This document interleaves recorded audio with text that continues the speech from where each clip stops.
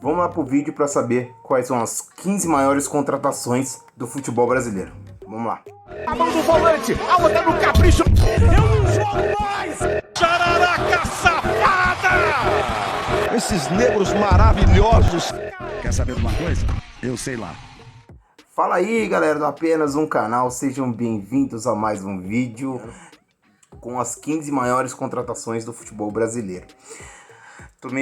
Tô aqui loiro, né? Meio belo, meio Krigor, né? Então, final do ano a gente faz essas modas aí do final do ano.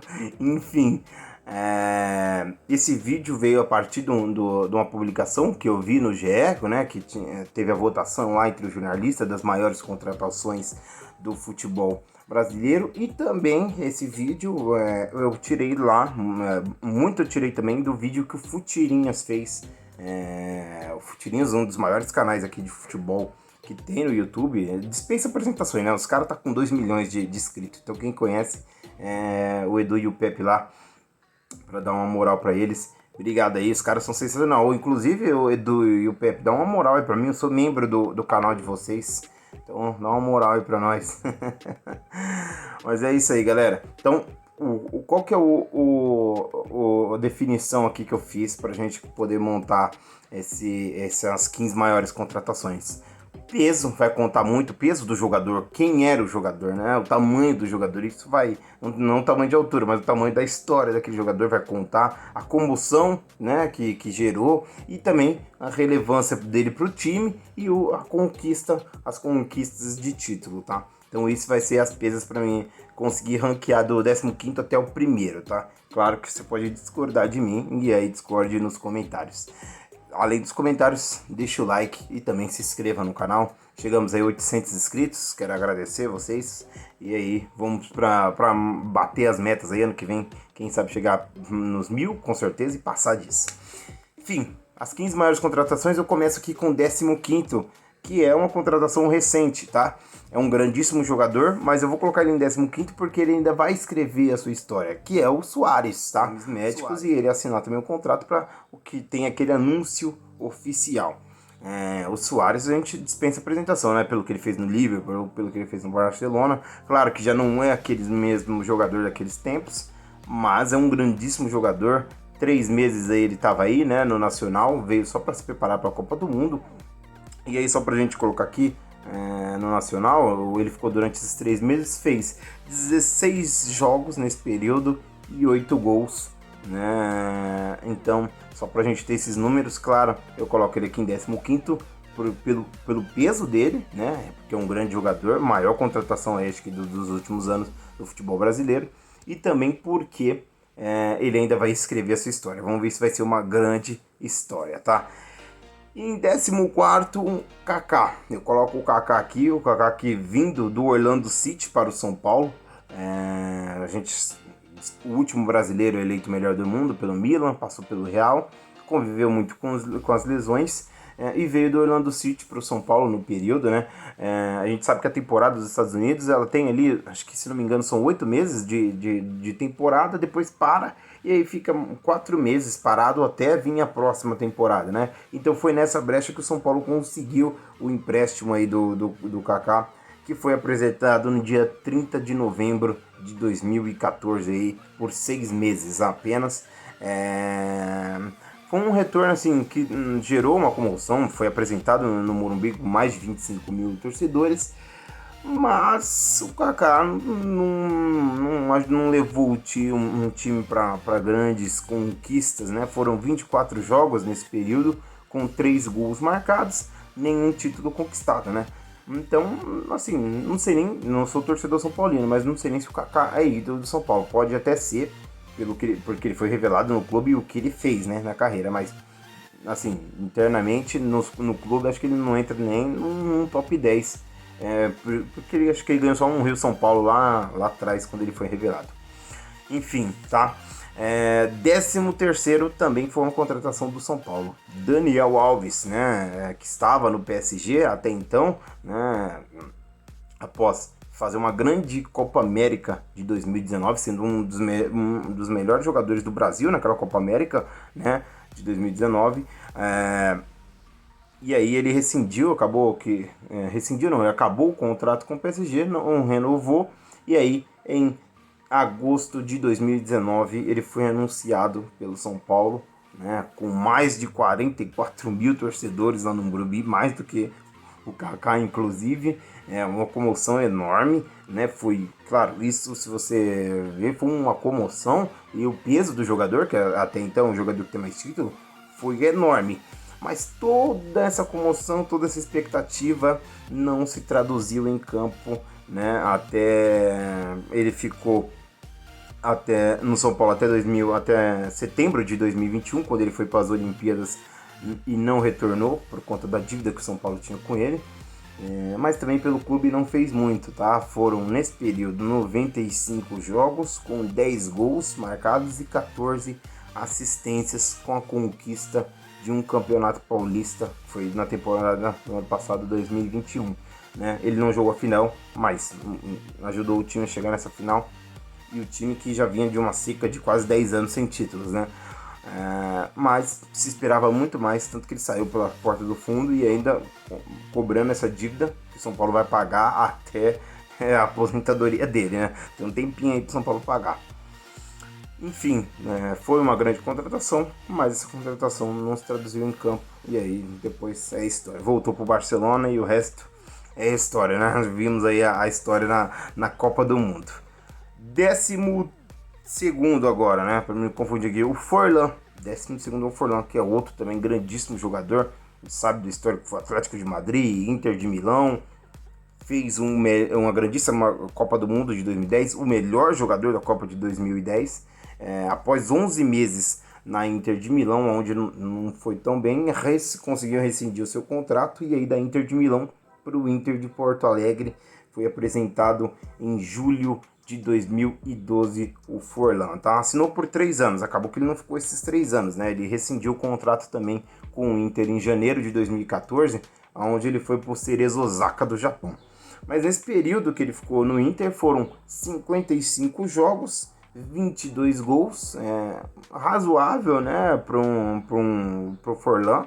Acho que os números poderiam ser até mais pelo jogador que ele era, e conquistou apenas um campeonato gaúcho, que foi do ano 2013. Então, grandíssimo jogador, mas as conquistas não foram tão grandes quanto o Inter imaginava, né? 11º dessa lista é o Seedorf. Seedorf vindo do Milan para o Botafogo, é uma grande contratação. Então, o Seedorf vencedor de 5 Champions, tanto pelo Real Madrid como pelo Milan. Então foi uma grande contratação do Botafogo, já ali no finalzinho de carreira do Seedorf, mas o Seedorf assinou pelo Botafogo por 2 anos em julho de 2012. Jogou muito pelo Botafogo, trouxe outros ares para o Botafogo, né? O Seedorf estava sendo especulado até no Corinthians, mas acabou que não virou. Ele foi para o Botafogo, jogou bem, deixou o Botafogo até no G4 do Brasileirão. Então jogou bem, pelo Botafogo. Ele ganhou a Taça Guanabara, a Taça Rio e o Campeonato Carioca, todos em 2013. E aí fez ao total 81 jogos com 24 gols. Esses foram os números do Seedorf, que foi uma grande contratação. Saiu após esses 2 anos de contrato, estava sendo especulado e foi para ser técnico do Milan. Não deu muito certo, né? Era melhor ter continuado no Botafogo.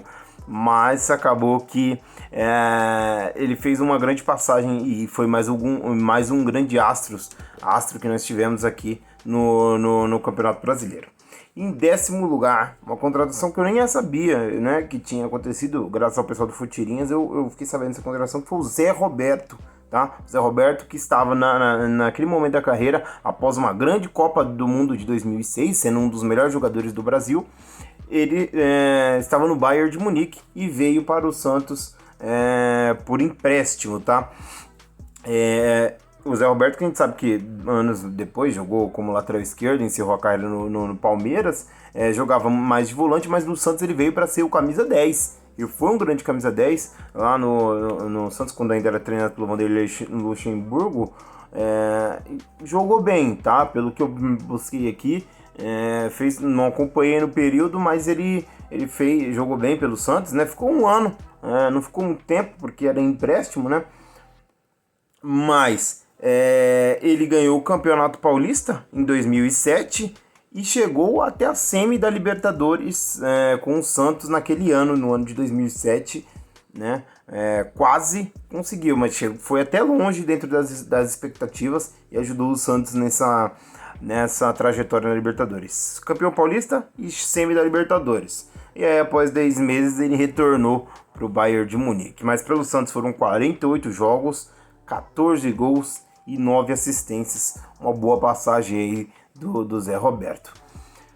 Nono lugar dessa lista, nós vamos com o Adriano Imperador, né? O Adriano eu coloquei em nono lugar.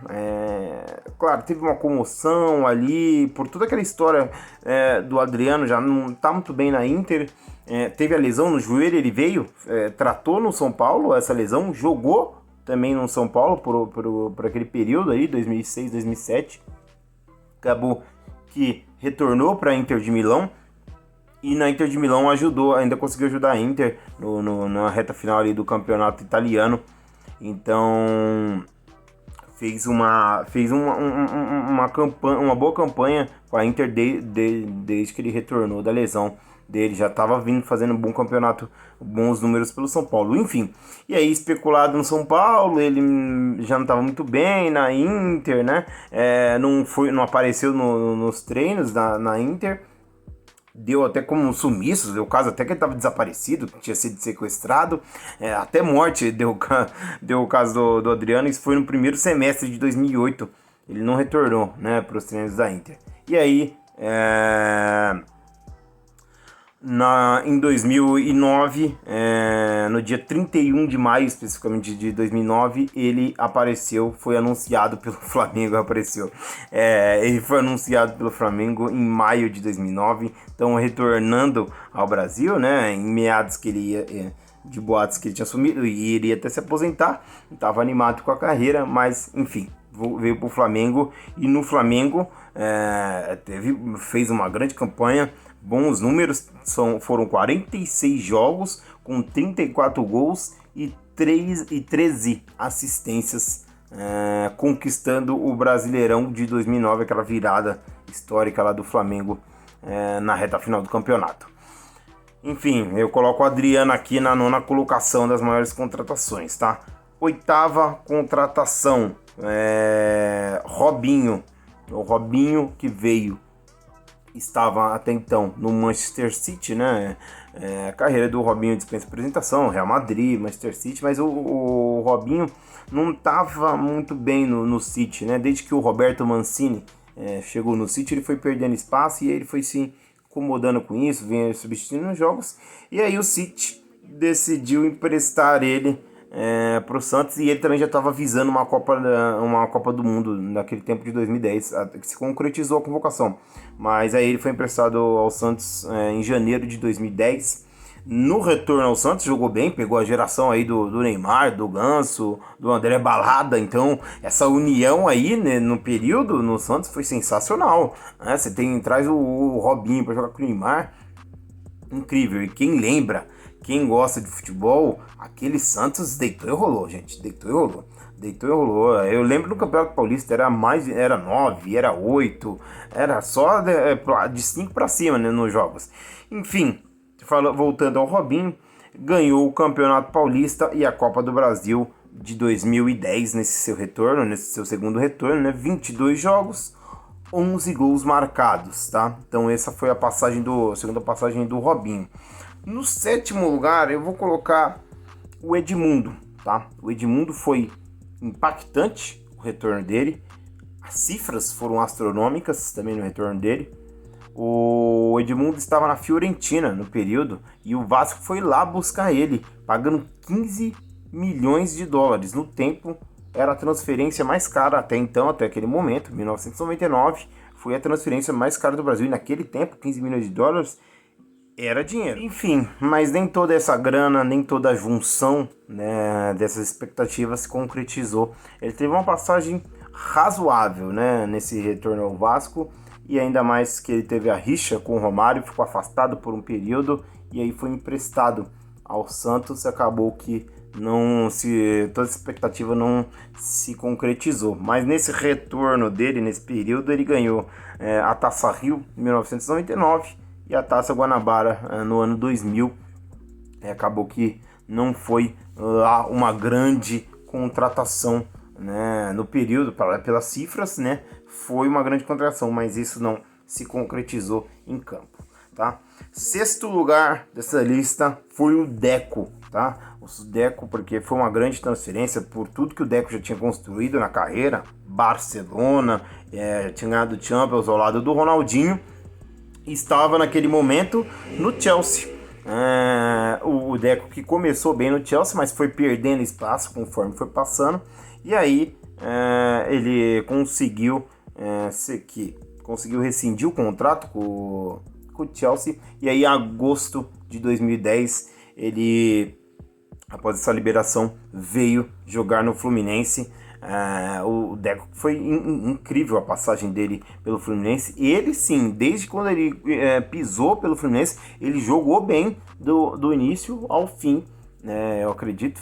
Claro, já não era o mesmo aquele grande Deco do Barcelona, mas fez grandes partidas e ajudou o Fluminense na conquista de títulos, e também seus números foram bons, né? Ele conseguiu jogar 91 jogos, tá? Lembrando que o Deco também não é um grande goleador, mas 91 jogos, 7 gols e deu 20 assistências. E aí, ganhou a Taça Guanabara e o Campeonato Carioca em 2012, e aí o Campeonato Brasileiro de 2010 e 2012. Então, foi uma grande contratação do Fluminense e se converteu em grandes partidas, grande apresentação, levando o time a ganhar um bicampeonato brasileiro. Então, o Deco considera aqui uma das maiores contratações aí, tá? Só não está mais à frente, porque eu acho que quem está mais à frente fez um pouco mais, né? Há controvérsias, mas como eu falei, vamos ver os pesos das contratações.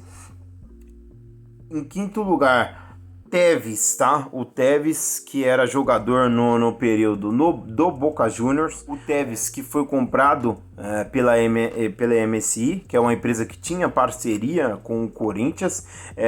Então, a MSI pagou 19 milhões e meio de dólares para o Boca Juniors, para tirar o Tevez do Boca, naquela que até então seria a transferência mais cara da história aí do futebol brasileiro. E aí a MSI cedeu o Tevez para o Corinthians em 2005, tá? O Tevez jogou 76 jogos pelo Corinthians, 46 gols e conquistou o Brasileirão de 2005. Tá? O Tevez foi um grandíssimo jogador, ficou 2 temporadas no Corinthians, saiu até pelas portas do fundo, toda aquela briga, a torcida jogando coisa no carro dele, mas enfim, foi uma grande passagem, e depois o Tevez, claro, fez uma grande carreira, deu grandes saltos aí na carreira. Enfim, quarto lugar, essa é uma transferência interna e talvez muitos podem questionar, mas quarto lugar é o Gabigol. O Gabigol, que já tinha ido para a Inter de Milão, já tinha passado pelo Benfica, e a gente sabe que a passagem dele pela Europa não foi lá grandes coisas. Veio para o Santos, voltou para a Inter não queria ficar com ele, então o Gabigol estava meio que desacreditado naquele momento, né? Mas foi emprestado para o Flamengo em janeiro de 2009, que daí um ano depois o Flamengo veio concretizar a sua compra em 2020 pelo valor de 12 milhões de euros, e aí sim, essa transferência mais cara do futebol brasileiro, a contratação interna, né? E aí, por que o Gabigol está aqui na quarta colocação? Porque aí dispensa a apresentação, por mais que seja uma transferência interna, estava no Santos, depois não voltou para a Inter, mas nem chegou a jogar, veio para o Flamengo.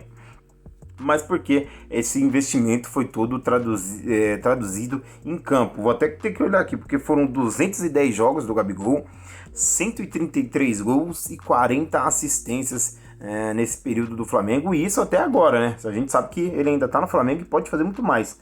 Mas nesse período, 2 Libertadores da América, 2019 e 2022, 2 Brasileirões, 19 e 20, 3 campeonatos carioca, 2019, 2020 e 2021, uma Copa do Brasil conquistada esse ano, Recopa conquistada no ano 2020 e a Supercopa do Brasil 2020-2021. Gabigol pode aumentar esses números, a gente sabe que tem Recopa de novo, e aí tem todo o campeonato, tem Brasileirão, tem Libertadores, tem tudo pela frente, e ainda tem o Mundial, pode deixar seu nome ainda maior no Flamengo, e essa contratação acho que reverteu. Enfim, entrando aqui no meu top 3, e aí o meu top 3 vai um pouquinho de saudosismo, vai um pouquinho de tudo aqui. Vamos começar pelo Ronaldinho Gaúcho no Flamengo, tá? O Ronaldinho Gaúcho no Flamengo, que não teve as conquistas nem os números do Gabigol, mas no tempo que o Ronaldinho veio, eu lembro da disputa que foi pelo Ronaldinho. Já não era aquele Ronaldinho do Barcelona, era um Ronaldinho que estava em decadência ali, num certo período no Milan, estava perdendo espaço, estava pegando banco, estava insatisfeito com isso, então decidiu retornar ao Brasil, na onde Grêmio, Palmeiras e Flamengo entraram na disputa por ele, e até outros clubes por fora, mas quem não queria um Ronaldinho no seu clube, né? Enfim, eu sei que o Grêmio até chegou a montar toda a festa para ele, caixa de som lá no Olímpico, mas de última hora acabou que não foi contratado pelo Grêmio. O Palmeiras também reclamou do irmão do Assis, né? Falou que estava fazendo leilão. Enfim, mas aí o Ronaldinho foi apresentado pelo Flamengo. Toda aquela comoção da torcida, parecia a Copa do Mundo, a torcida do Flamengo na rua, nos estádios, tudo para apresentação, mais de não sei quantos mil torcedores lá no estádio para apresentação do Ronaldinho. Foi uma grande comoção. Eu coloquei o Ronaldinho em terceiro aqui por causa do peso do jogador e pela comoção que foi o Ronaldinho no Flamengo, né? E aí, nos números, você vai me dizer o que vocês acham. Foram 72 jogos pelo Flamengo, tá? 28 gols e 12 assistências, tendo conquistado o Campeonato Carioca, a Taça Guanabara de 2000 e a Taça Rio de 2011, tá?